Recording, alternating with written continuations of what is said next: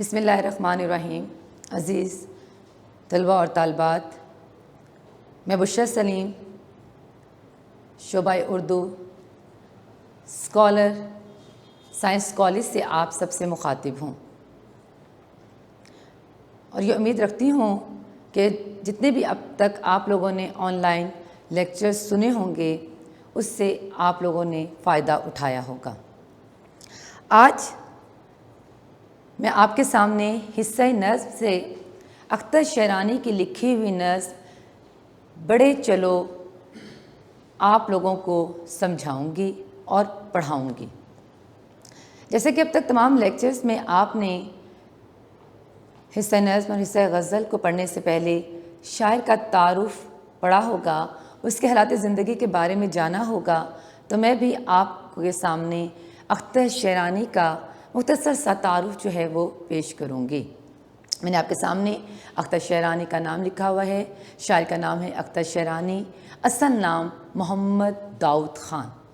میرے پیارے بچوں، یہ ذہن نشین کر لیجئے گا کہ اختر شیرانی کا اصل نام محمد داؤد تھا، اور اختر تخلص کے طور پر استعمال کرتے تھے۔ آپ کی سن پیدائش 1905 تا 1948 ہے۔ میں نے یہاں پر آپ کے سامنے رومانوی شاعر لکھا، یعنی کہ اختر شیرانی ایک رومانوی شاعر کی حیثیت سے اردو ادب میں جانے پہچانے جاتے ہیں۔ آپ کے والد حافظ محمود شیرانی شیرانی کے بیٹے تھے، جو ماہر لسانیات یعنی کہ زبان پر عبور رکھتے تھے، ماہر تھے زبان کے حوالے سے، اور اردو زبان کے لیے بہت سی خدمات جو تھی وہ حافظ محمود شیرانی نے سر انجام دی تھیں۔ ایک عالم کی حیثیت سے جانے پہچانے گئے، ایک محقق کی اور ایک نقاد کی حیثیت سے جانے پہچانے جاتے تھے۔ یعنی کہ ہم کہہ سکتے ہیں کہ اختر شیرانی کی جو تربیت تھی وہ شروع سے ہی ایک ادبی گھرانے میں ہوئی تھی۔ آپ کے والد حافظ محمود شیرانی ریاست ٹونک سے لاہور منتقل ہوئے، اور یوں اختر شیرانی نے اورینٹل کالج سے منشی فاضل کا امتحان پاس کیا۔ اس کے بعد اگر ہم اختر شیرانی کی اردو ادب میں خدمات دیکھتے ہیں تو اختر شیرانی جو تھے وہ مختلف ادبی رسائل سے وابستہ رہے۔ آپ نے ہمایوں رسالے کے مدیر بھی رہے، یہ میں نے آپ کے سامنے لکھا ہے، آپ اس کو ذہن نشین کیجئے گا کہ اختر شیرانی ہمایوں رسالے کے مدیر رہے، اور انہوں نے ذاتی طور پر رسالہ خیالستان بھی نکالا، مگر وہ زیادہ کامیابی حاصل نہ کر سکا۔ آپ کے مجموعہ ہے کلام میں نغمہ حرم، صبح بہار اور اخترستان ہے۔ میرے پیارے بچوں، سب سے پہلے ہم اختر شیرانی کی خصوصیات کلام پڑھ لیتے ہیں۔ جیسے کہ میں نے آپ کے سامنے لکھا، وہ ایک رومانی شاعر کے طور پر ہمارے سامنے آئے۔ کہا جاتا ہے کہ اختر شیرانی نے کم عمری سے ہی شاعری کرنا شروع کر دی تھی۔ ان کی طبیعت میں شوخی اور رنگینی کوٹ کوٹ کر بھری ہوئی تھی۔ اختر شیرانی کو مناظر فطرت سے گہری دلچسپی تھی۔ جس طرح سے ایک اچھی شاعری میں تہداری ہوتی ہے، بالکل اسی طریقے سے اختر شیرانی کی شاعری میں بھی ہمیں ایک تہداری جو ہے وہ نظر آتی ہے۔ اختر شیرانی ایک لحاظ سے بہت ہی خوش قسمت شاعر جو ہے وہ تصور کیے جاتے ہیں، اور اس کی وجہ یہ ہے کہ ان کے بہت سے شعر جو ہیں وہ زبان زد عام ہیں۔ اختر شیرانی کی شاعری کی جو سب سے بڑی خوبی ہمیں پڑھنے کو ملتی ہے وہ یہ ہے کہ ان کے ہاں عورت جو ہے کوئی ماروئی چیز نہیں، بلکہ ایک عام انسان ہے۔ اس کے رویوں میں کوئی غیر فطری عناصر نہیں ہیں، بلکہ ان کے نزدیک شاعری ایک ایسا جذبہ ہے جو عاشقانہ تنہائیوں کی پیداوار ہے۔ جب انسان تنہا ہوتا ہے تو اپنے جذبات اور احساسات کو شاعری کی صورت میں ڈھال کر لوگوں کے سامنے جو ہے وہ پیش کر دیتا ہے۔ اختر شیرانی کو مناظر فطرت سے گہری دلچسپی ہے۔ ان کا ایک لکھا ہوا شعر سنیے گا۔ شفق کی سطح پر آباد خوابوں کے جزیرے میں، شفق کی سطح پر آباد خوابوں کے جزیرے میں ستاروں کے سمندر مہتابوں کے جزیرے ہیں، بہاریں منظروں پہ پھول اور تارے برستے ہیں۔ اختر شیرانی کا کلام انسان اور فطرت کی رنگینیوں سے بھرپور ہے۔ اختر شیرانی کو زبان و بیان پر قدرت حاصل تھی۔ میرے پیارے بچوں، یہ بات ذہن میں رکھیے گا کہ اختر شیرانی کے ہاں ہمیں تراکیب، تشبیہات اور استعارات جو ہیں وہ پڑھنے کو ملتے ہیں۔ اسی لیے ہم کہتے ہیں کہ اختر شیرانی کی شاعری میں عوام الناس کے لیے بے پناہ کشش ہے۔ جو بھی لکھتے ہیں پڑھنے والا اختر شیرانی کی شاعری کی طرف کھنچا چلا آتا ہے۔ یہ تو تھا مختصر سا شاعر کا تعارف۔ اب ہم چل جاتے ہیں ان کی لکھی ہوئی نظم جو کہ آپ کی کتاب میں شامل ہے، بڑے چلو کی طرف۔ بیٹا، اس نظم کو شروع کرنے سے پہلے میں ضرور بتاؤں گی کہ بڑے چلو کس نوعیت کی، کس قسم کی جو ہے وہ نظم ہے۔ تو ہم کہہ سکتے ہیں یہ ایک جنگی رزمیہ ہے۔ اب جنگی رزمیہ کیا کہلائے گا؟ جس میں حوصلہ بڑھایا جائے، کس کا؟ نوجوانوں کا۔ ان کو بہادری کے ساتھ جو ہے وہ لڑنے کی تلقین کی جائے کہ وہ اپنے راستے میں آئی ہوئی تمام رکاوٹوں کو توڑتے ہوئے جو ہے وہ آگے کی طرف بڑھ جائیں۔ صنف ادب کے لحاظ سے نظم بڑے چلو ایک نظم ہے اور حیت کے اعتبار سے مسدس ترجیح بند ہے۔ حیت کے اعتبار سے اسے ہم مسدس، پہلے ہم مسدس کو دیکھ لیتے ہیں بیٹا۔ ہم اس کی تعریف کیسے کرتے ہیں؟ 6 مصروں والی۔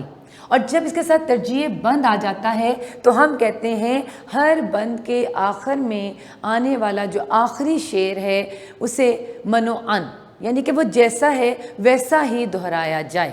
مسدس ترجیح بند کسے کہتے ہیں؟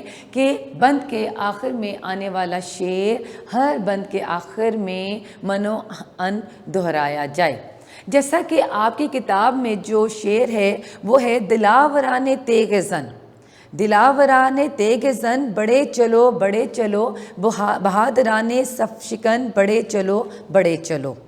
تو ہم کہہ سکتے ہیں کہ صنف ادب کے لحاظ سے بڑے چلو ایک نظم ہے اور حیت کے اعتبار سے مسدس ترجیح بند ہے۔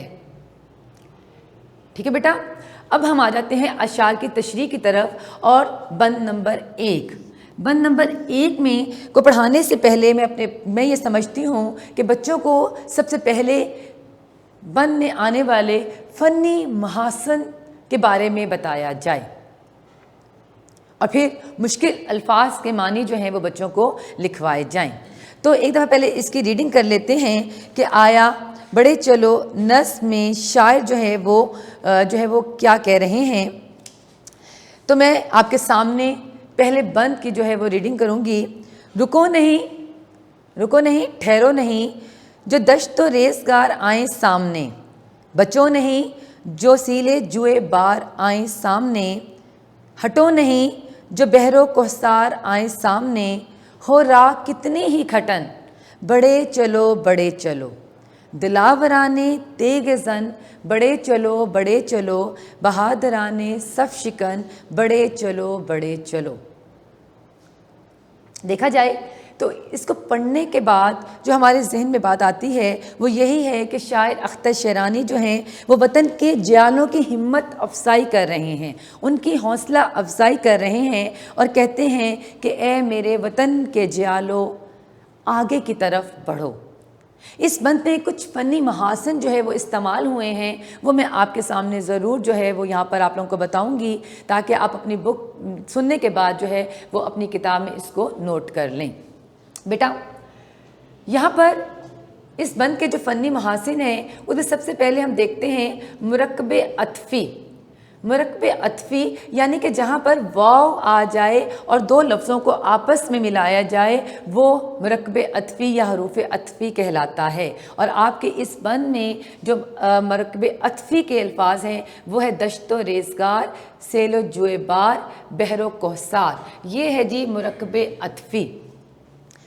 پھر یہاں پر دلاوران تیغ زن ترکیب استعمال ہوئی اور مرکب توصیفی کا استعمال کیا گیا. دلاوران تیغ زن، دلاور بہادر، تیغ تلوار، زن چلانے والا، یعنی کہ بہادری کے ساتھ جو ہے وہ تلوار کو چلانے والا. پھر بہادران صف شکن، کتار کو توڑنے والا. صف شکن کتار کو توڑنے والا، یہاں پہ بھی ترکیب استعمال ہوئی اور مرکب توصیفی کا استعمال کیا گیا. پھر اس کے بعد ہے رہ گزار، جوئے بار، یہاں پر لہاقے کے طور پر استعمال ہوا. اور آخر میں تکرار لفظی یعنی کہ بار بار ایک لفظ کو استعمال کیا اور وہ تھا بڑے چلو بڑے چلو. تو میرے پیارے بچوں ہم یہ کہہ سکتے ہیں کہ اس پہلے بند میں یہ فنی محاسن جو ہے وہ شاعر نے بڑی خوبصورتی کے ساتھ استعمال کیے. اب ہلکا سا میں آپ کے سامنے اس پورے بند کا جو ہے وہ مفہوم جو ہے وہ پیش کر دیتی ہوں کہ شاعر اپنے وطن کے جیالوں اور نوجوانوں کا حوصلہ بڑھاتے ہوئے کہتے ہیں کہ اے میرے وطن کے نوجوانوں، اے میرے وطن کے جیالوں، اگر تمہارے راستے میں جنگل، ریگستان یا سیلاب یا ندی نالے تمہارے راستے کی رکاوٹ بنتے ہیں، یا تمہارے راستے میں اونچے پہاڑ، سمندر راستے میں تمہارے حائل ہو جاتے ہیں، یعنی کہ کہنے کا مطلب یہ ہے کہ تمہارے راستے میں جتنی بھی دشواریاں اور رکاوٹیں آتی ہیں انہیں توڑ کر تم آگے کی طرف بڑھتے چلے جاؤ، کیونکہ تم نے رکنا نہیں ہے. شاعر بڑی خوبصورتی کے ساتھ یہاں پر مختلف رکاوٹوں کا ذکر کرتے ہوئے نوجوانوں کے حوصلوں کو بڑھاتے ہیں. کہتے ہیں تلوار چلانے والے بہادروں آگے ہی آگے بڑھے چلو، اور بہادری سے تلوار چلاتے ہوئے دشمن کے ناپاک عزائم کو خاک میں ملا دو. صفیں توڑنے والوں، دشمن کی صفوں کو کاٹ دو اور اپنی بہادری و شجاعت کی مثال قائم کرتے ہوئے مسلسل آگے بڑھتے رہو. اگر تم ہمت اور بہادری کا مظاہرہ کرو گے تو انشاءاللہ فتح جو ہے وہ تمہارا مقدر جو ہے وہ بن جائے گی. تو اس پہلے بند میں ہم کہہ سکتے ہیں کہ اختر شیرانی نے اپنے وطن کے جیالوں کی جو ہے وہ ہمت اور حوصلے کو بڑھایا ہے. پھر بیٹا ہم آ جاتے ہیں اسی طریقے سے بند نمبر 2 کی طرف. تمہاری تیغ تیز پر، مرکب، یہاں پر کون سا مرکب استعمال ہوگا؟ مرکب توصیفی. ٹھیک ہے، تمہاری تیغ تیز پر وطن کو افتخار ہے، افتخار فخر ہے، وطن کی مرگ و زیست کا تمہیں پر انحصار ہے. مرکب عطفی، مرگ و زیست، زندگی اور موت کا انحصار جو ہے وہ تم پر ہی ہے.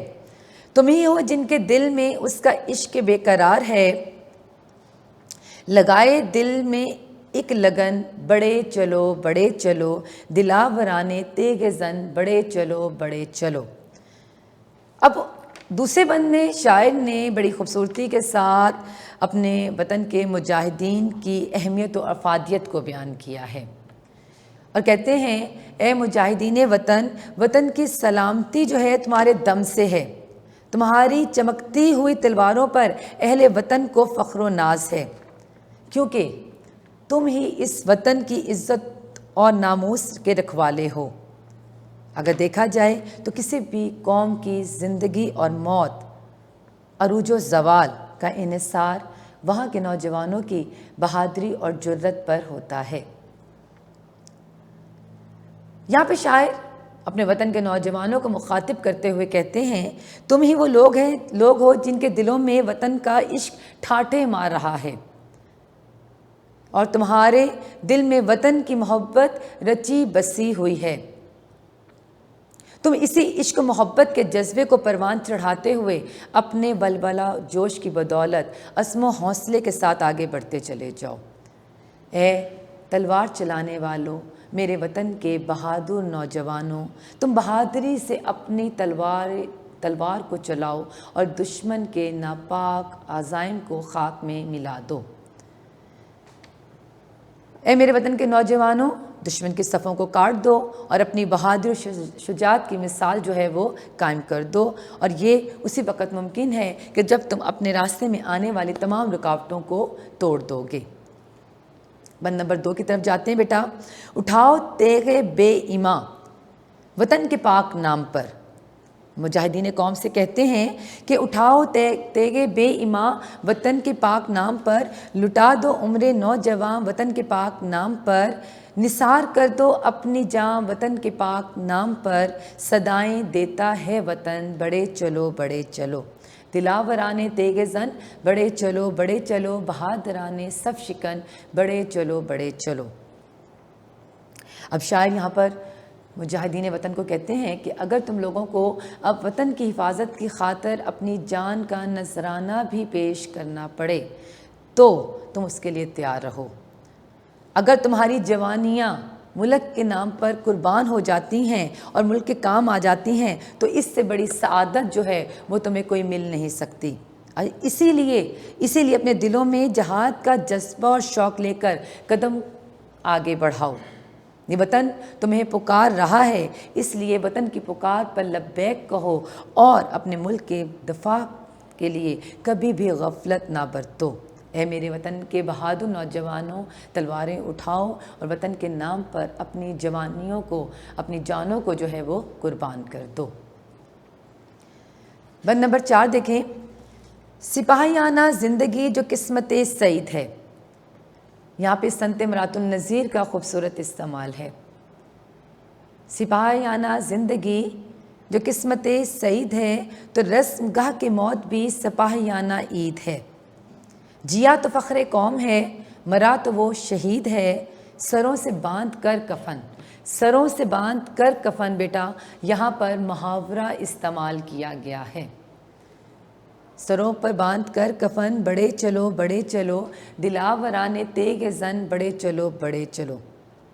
اب دیکھا جائے تو اس بند میں شاعر نے اس بات کی طرف اشارہ کیا ہے کہ جو لوگ اپنے ملک اور قوم کی حفاظت کی نیت سے فوج میں شامل ہو کر مجاہدانہ زندگی اختیار کرتے ہیں تو انہیں 2 طرح کی جو ہیں وہ قسمتیں یا جو ہے وہ خوش قسمتی جو ہے وہ ان کے مقدر کا حصہ بنتی ہیں۔ کیسے؟ اگر وہ اپنے ملک کی خاطر اپنی جان کا نذرانہ دے دیتے ہیں تو انہیں شہادت کا رتبہ ملتا ہے، اور شہید کبھی مرتا نہیں ہے، اور اگر وہ میدان جنگ سے زندہ لوٹ آتا ہے تو وہ غازی کہلاتا ہے۔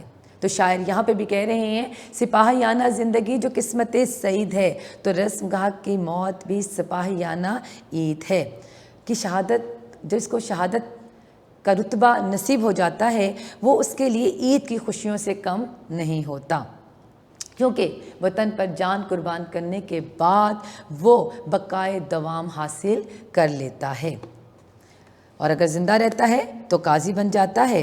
تو اے میرے وطن کے نوجوانوں، تم بھی سروں پر کفن باندھ کر موت کے لیے ہر وقت تیار رہو، دشمن پہ ٹوٹ پڑو اور اپنی تلواروں سے ان کے ناپاک عزائم کو خاک میں ملا دو۔ اے میرے وطن کے نوجوانوں، تمہیں آگے کی طرف بڑھنا ہے اور مسلسل بڑھتے چلے جانا ہے۔ اگر ہم دیکھیں تو اس پوری نظم کو یا اس کے اشعار کو پڑھنے کے بعد جو بات ہماری سمجھ میں آتی ہے کہ شاعر اپنے نوجوانوں سے کیا کہنا چاہتے ہیں، تو وہ کہتے ہیں کہ اس ملک کا دفاع اصل میں ہمارے ملک کے نوجوانوں کے ہاتھ میں ہے۔ اگر دشمن میلی آنکھ سے ملک کی طرف دیکھتا ہے تو ہمارے ملک کے نوجوان جو ہیں وہ اپنی بہادری سے ان کی کتاروں کو توڑ دیتے ہیں، ان کے عزائم کو خاک میں ملا دیتے ہیں۔ اگر انہیں راستے میں بہت بڑی مشکلات کا بھی سامنا کرنا پڑے لیکن وہ ان مشکلات سے گھبراتے نہیں، بلکہ اپنی منزل کی طرف جو ہے وہ رواں دواں رہتے ہیں۔ تو بیٹا یہ تھا ہمارے پاس نظم بڑھے چلو، اور اس کا تھوڑا سا میں نے آپ کو جو ہے وہ ہلکا پھلکا جو ہے اس کا مفہوم جو ہے وہ آپ کے سامنے جو ہے وہ پیش کیا ہے۔ اگر نظم کے مطابق سوالوں کے جواب کی طرف جائیں تو پہلا سوال ہے وطن کے نام پر کن چیزوں کو قربان کر دینے کی تلقین کی گئی ہے؟ تو شاعر نے بڑی خوبصورتی کے ساتھ وطن کے نوجوانوں کو اپنی جوانیاں وطن کے نام پر لٹا دینے کی تلقین کی ہے۔ اپنا تن من اور دھن دینے کے لیے ہمارے ملک کے نوجوان جو ہیں وہ ہر وقت تیار رہیں۔ سر پر کفن باندھنے سے کیا مراد ہے؟ یعنی کہ سر پر کفن باندھنا، ہر وقت مرنے کے لیے تیار رہنا۔ اگر کبھی بھی ملک کو جو ہے وہ ضرورت پڑتی ہے تو ہمارے ملک کے جو نوجوان ہیں اپنی جان کی پرواہ کیے بغیر ملک کی حفاظت کے لیے جو ہے وہ اپنی جان کا نذرانہ جو ہے وہ پیش کر دیں گے۔ اور شاعر یہی کہتے ہیں، یہی امید رکھتے ہیں اپنے وطن کے نوجوانوں سے کہ کسی بھی صورت میں میدان جنگ سے پیچھے نہ ہٹیں، چاہے ان کے راستے میں سیلاب آ جائیں، پہاڑ آ جائیں، صحرا آ جائیں، خواہ کیسے ہی کٹن راستے کیوں نہ ہوں، لیکن انہیں آگے کی طرف بڑھنا ہوگا۔ یہ تھا بیٹا آپ کی کتاب میں جو نظم ہے بڑھے چلو کا، اور مختصر سا جو تھا وہ میں نے ہلکا پھلکے انداز میں اس کا مفہوم جو ہے وہ آپ کے سامنے پیش کیا۔ مجھے امید ہے کہ آپ لوگوں کو سمجھ آئی ہوگی۔ اگر مزید جو ہے وہ آپ نے سمجھنے کے لیے جب آپ کا کیوری سیکشن ہو رہا ہوگا تو آپ اپنے ٹیچر سے جو ہے سوالات جو ہیں وہ پوچھ سکتے ہیں، اور انشاءاللہ نیکسٹ آنے والے لیکچر میں جو ہے وہ پھر آپ لوگوں سے ملاقات ہوگی۔ اللہ حافظ۔